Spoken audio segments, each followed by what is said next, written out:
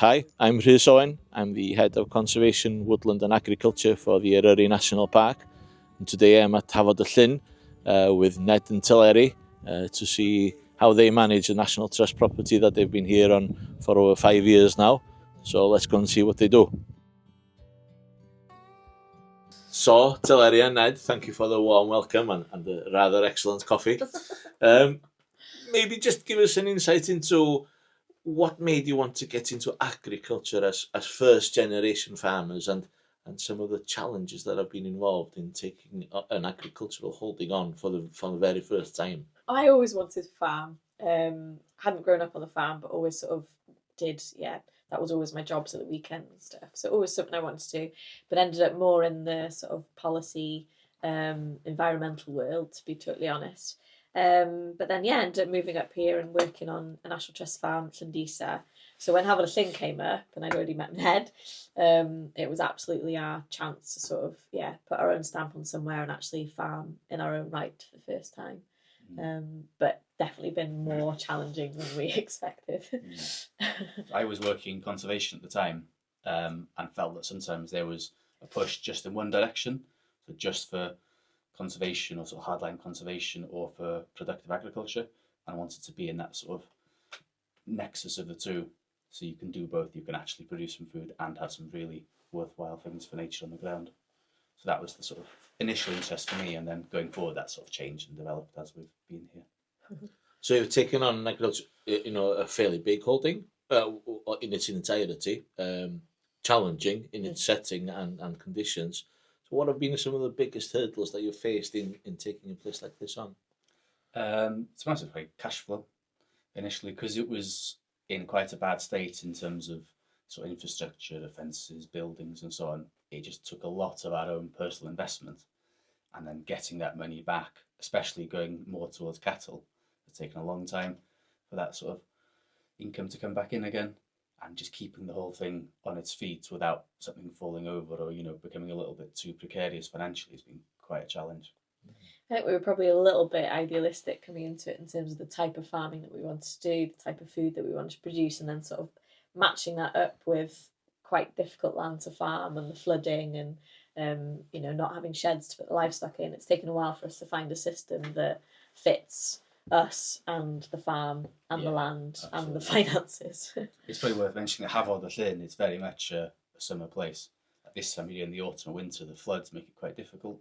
So we've just, through the local sort of agricultural community and contacts, just taken on land whenever we can.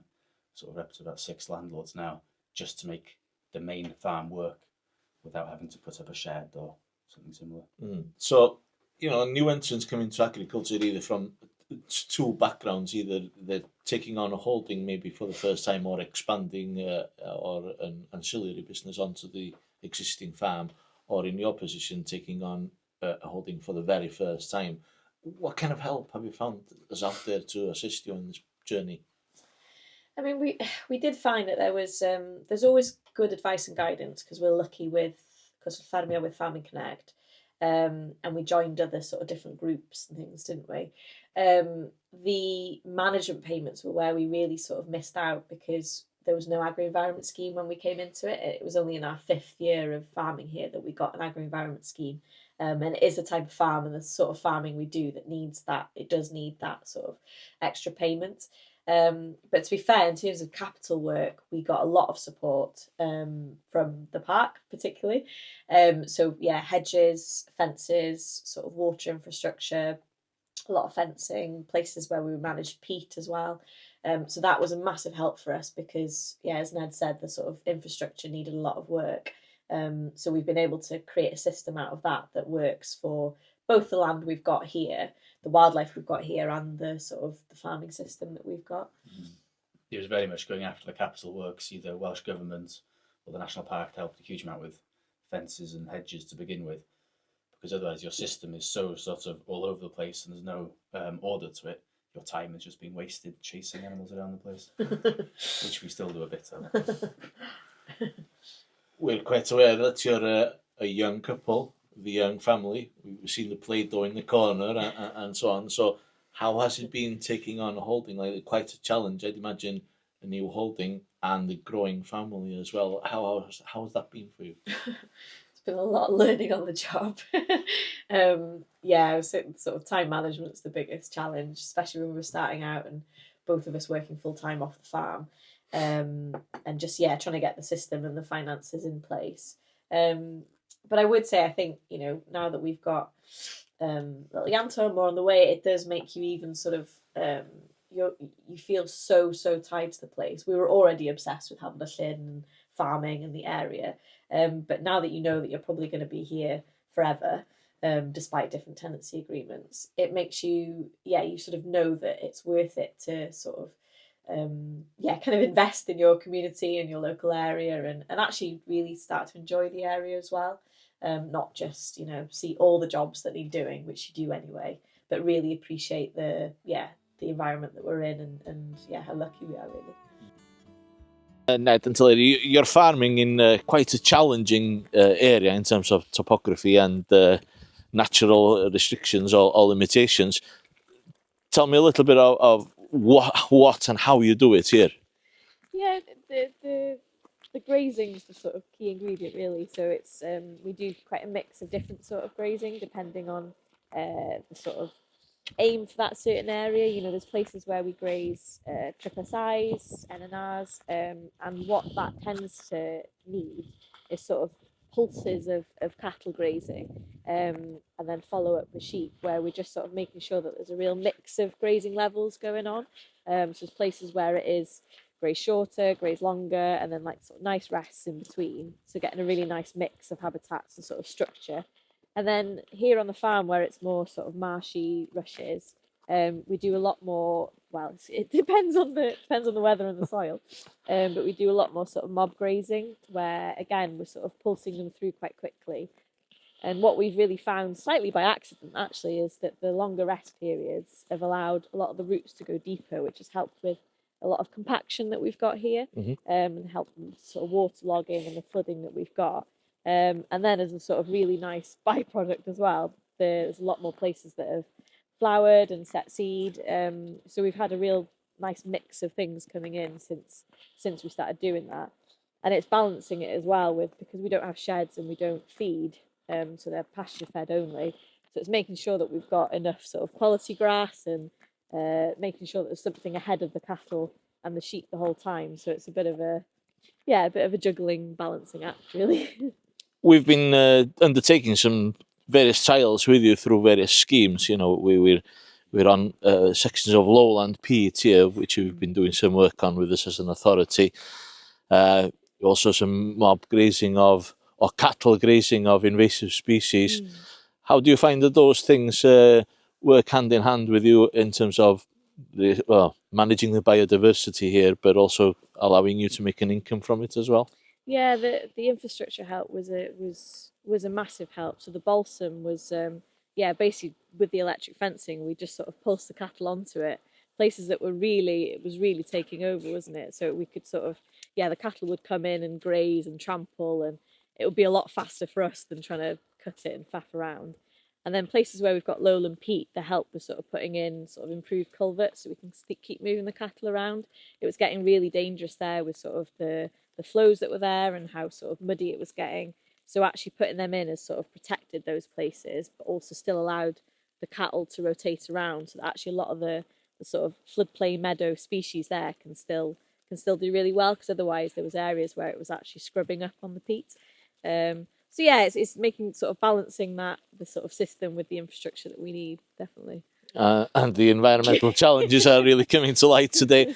But we're also on the verge of entering into a Ffermio Bro agreement with you. So Ned, what are you hoping to undertake through that? So we want to build on the work we've done with invasive species and Himalayan balsam and so on by carrying on that work, so it's not sort of done in vain. And then we want to do a couple of other sort of things for nature and for a bit of an amenity angle in it as well, like opening up ponds and scrapes. And increasingly, I want to sort of integrate trees or shrubs into the farming system for browse.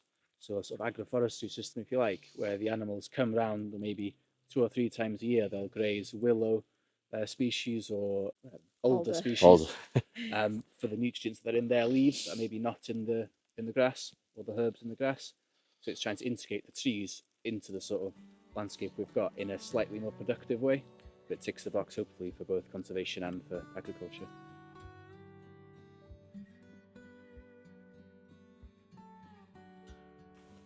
As most agricultural holdings in Eryri, you've diversified some of your enterprises here to bring additional income onto the farm. Tell us a little bit of what you've been undertaking. So we initially tidied up these buildings, the old hay barn and stables, to try and bring people onto the farm, either to help, volunteer, or the odd course or event on a weekend or something, just to bring a little bit of extra income in.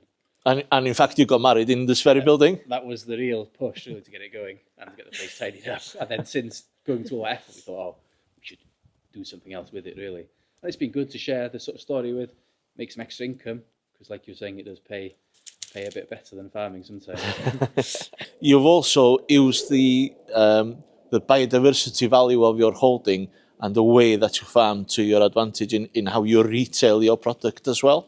Tell us a bit about that. Yeah, we always wanted to sell our own meat, I think, because we were both quite interested in that link between sort of conservation, farming and food. And because of we've sort of branded it as biodiversity beef and lamb because felt like we were doing sort of it plus, so it was great to have that story, and we've had a lot of demand actually. We initially were couriering it out all over the UK, whereas actually now we're selling mostly locally as on a sort of subscription service for boxes 4 times a year. So that's been really good because I think whilst the farming is where our heart is, it's not the bit that's been making the money, so it's been really good to tie it in.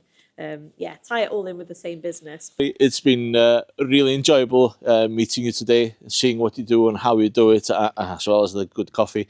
And really looking forward to how you progress your business and your family moving on to the future. So thank you very much for such a warm welcome and all the best. Very welcome. Yep. Ta-ra. I'm Gwynedd Watkin and I work for the Farmers Union of Wales here in the old county of Carnarvonshire. I've been working for the union since 1991 and I consider myself very fortunate to be living in such an area with beautiful mountains and wonderful coastline that I can visit whenever I want. I'm Elgan Jones. I farm here at Castell, Nant Gwynant, with my wife Elain and three children. I work part-time for the National Trust as well on the Hafod y Llyn farm, and I'm a chairman for the Carnarvon branch of the Farmers Union of Wales. Now then, Elgan, living in such a beautiful area, we're here to talk about the Countryside Code at the end of the day, and the concerns that we have, and maybe advice that we'd like to present to you with regards to when you visit the area. At the end of the day, the Countryside Code is all about respect, and if one can show respect when visiting any area, it does not mean Wales, it can be in any part of the world. If you show respect for that area, then you will enjoy your experience of that area much more by abiding to certain situations in an orderly manner and in a respectful manner. And then Elgan, explain why sometimes you must leave a gate open and sometimes why it should be shut. Well, it depends really on what the farmer has been doing. If he's been gathering the mountain, say, and the sheep are down from the mountain, well, he'll shut the mountain gate after him one day, and if that's then left open, well, we don't take very kindly to that really, because it's hard enough going to gather somewhere once. It's not quite as pleasant to go and gather it the second time. For no reason, for no extra reason, yes. Because at the end of the day, some gates are left open deliberately by the farmer. Yes, definitely. Because he wants maybe the next day they're going to be gathering, and that gate might be left open. Would see some of the livestock coming down of their own accord, and then the following day there'd be a gathering with sheepdogs on that land. Yeah. So, but if a gate is shut, there's a reason why it's shut. That you want to keep livestock separate from each other, isn't it? Yes, definitely. And the most sensible thing that I would say is just leave it as it is. As you found it. As you found it. Yes. the gate's open when you come across it, well, leave it open, and if it's shut, please shut it after you. Worrying by dogs. We're all concerned about worrying by dogs, but at the end of the day, what we want you to do is be mindful of what happens on that land. You never know when you walk through a gate if there's going to be livestock in that field, because you can see this is a great example. This field is a great example where there could be hidden areas that you can't see when you walk into the field. So it's best to keep your dog on the lead at all times if there's a potential of livestock being in that field at the end of the day. No, we're concerned with people leaving traces of that of them having been there. If you do want to enjoy the countryside, if you want other people to enjoy the countryside, make sure that you don't leave any rubbish behind you. Clear all your mess, and when you go from there, it's as if you've never been there. That's the best advice we can give you, and that's the request we give you, so that you treat the place with respect there. And at the end of the day, that's going to lead to everybody having a more enjoyable experience of coming here to Wales. You're very fortunate to be living in such a wonderful place with your wife Elain and 3 children. What's it like to be in such a situation where you're out in the countryside, living and bringing up a family in this area? Oh, it's fantastic, really, because to tell you the truth, I think we take it for granted, the views. It's not like this every day, no, but have a day like this, and it's worth getting up in the morning to do something, you know, because we're very fortunate. Since 2013 we got the tenancy here at Castell, and the family's grown since then. Fionn was 8, Owie was 5, and Beck was 2, and me and Elain, we're very fortunate really to be able to raise our children in such a wonderful area. And you're raising in a remote area in one way, but you're not far from anywhere at the end of the day, you? Nowhere's far these days, really. So we're here today on the 3rd farm in this video about the Countryside Code and agriculture in the National Park. So I'm actually here with my father and my sister, who coincidentally works in the water service for the National Park Authority. And we're here, we can look around, we can see some of the Welsh mountain sheep behind us. The Welsh back cattle is just grazing here behind us as well. And we've been here for 9 generations now. So maybe you'd like to talk a bit more about that. Yes, farming here is interesting. It can be difficult, but it is also very pleasurable. Being here on a warm, sunny autumn day, away from everybody, is really nice. There's really interesting place names around the area and on every farm in the National Park, but can you tell us a bit about these and some of the stories maybe behind them?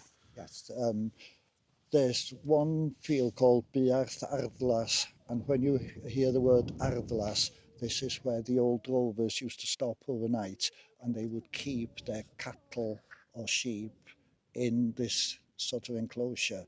Now, normally it's Cae Ardlas or something like that. I was speaking to somebody who's done a lot of research into this, and she was saying that she'd never heard the term Buarth Ardlas o blaen. They're usually about 800 feet above sea level, and they are usually close to a drover's road or on the drover's road.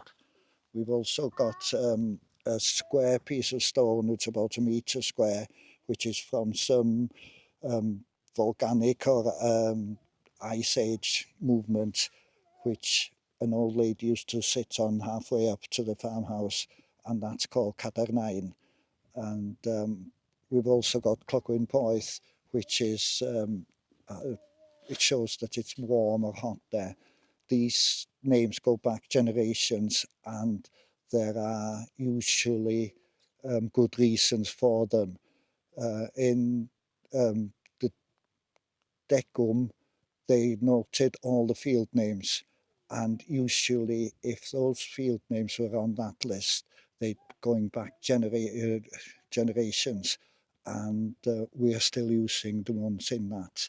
So it's important that the traditions and the knowledge is kept. On our farm, we keep a flock of around 250 Welsh mountain sheep. This breed is very important to us, and it's been bred for being able to survive on these hills. No other breed could survive and flourish on these hills.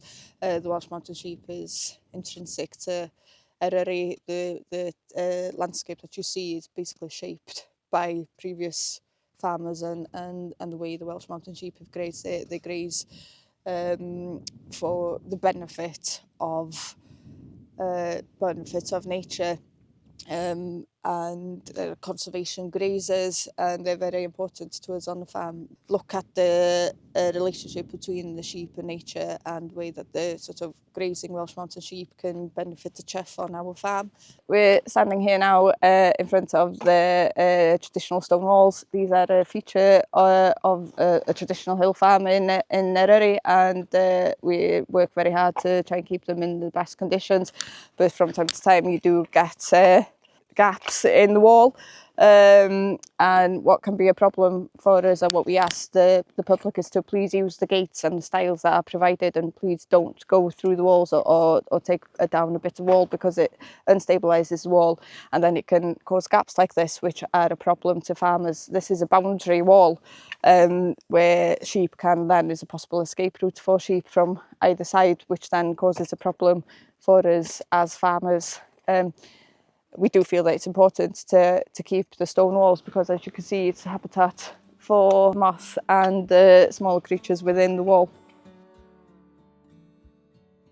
But what we have here is an old hut circle from the Iron Age, and we feel, as obviously as farmers, we're custodian of the land, that we need to protect these archaeological features, and yeah, we have a passion that we don't want to damage these features. We're at the end of our whistle-stop tour around some of the farms in Eryri. So it's important to be aware that the majority of the area is working farms. So please do follow the Countryside Code when you're visiting. You can find those on the Natural Resources Wales website, you can find it on our website, and always follow the Adventure Smart guidelines when you're visiting the National Park.